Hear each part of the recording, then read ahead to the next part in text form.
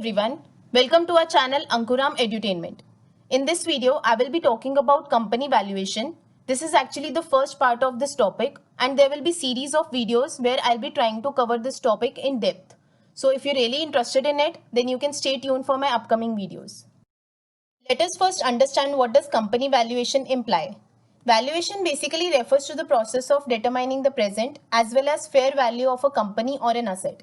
In short, it helps us to understand the worth of the company or the value of the company.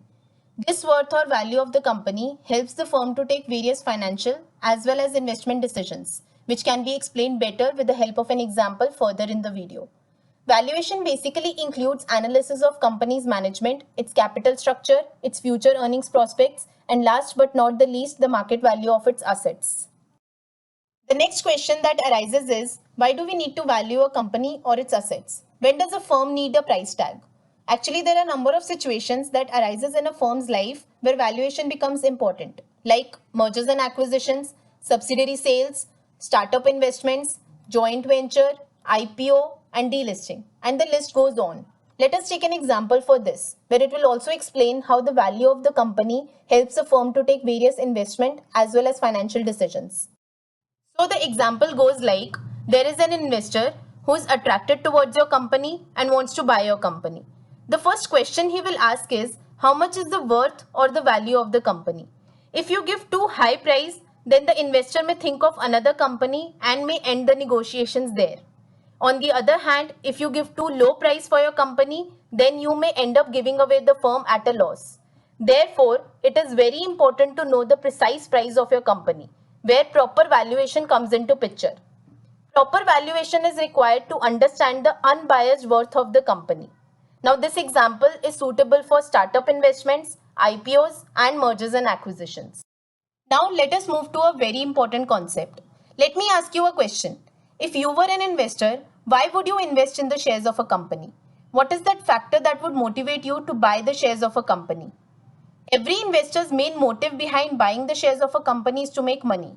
And I hope as an investor you have the same motive. Now, if you want to buy shares in a company traded on the stock exchange, you would make an initial investment, that is the price at which the shares are traded in the stock market. It is a negative cash flow, that is why it is red in color. Another question is that, what is the benefit you will have after purchasing the shares? Assuming that the company is mature and profitable and are willing to pay dividends regularly, then you will be receiving dividend payments during the holding period. Then, when the market is good and you decide to sell that particular stock to the next buyer, you will be benefiting from the sales proceeds, assuming that the value has increased in the meantime. Therefore, the investors will invest in a stock after measuring the price by estimating the returns that the stock will provide in future. There are three variables that will determine an investor's rate of return. They are purchase price, dividends, and the selling price. The next buyer also uses the same reasoning before buying a particular stock. So, what is the main driving force that determines company's dividends? There can be two scenarios where a company may not distribute any dividend. The first scenario is like, if a company makes no profit, then its management will communicate to its shareholders that they may not distribute any dividend during that period.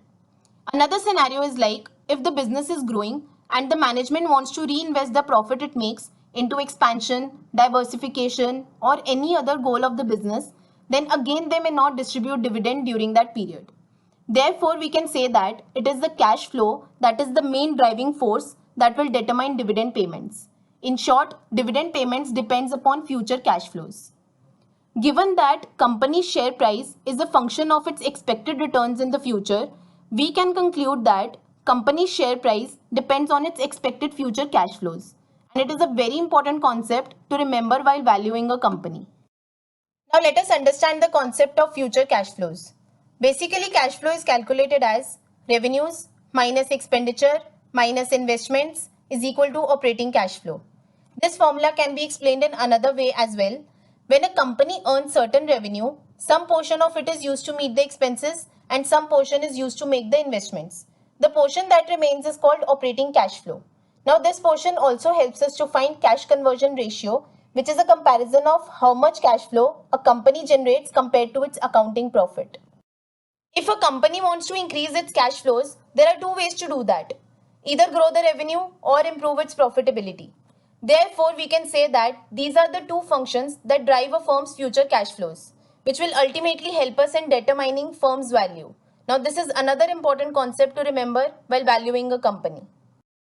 With this, we come to an end of part 1. If you found this video informative and useful, please like, share, comment and subscribe. Stay tuned for the other parts as they will be uploaded soon. Thank you.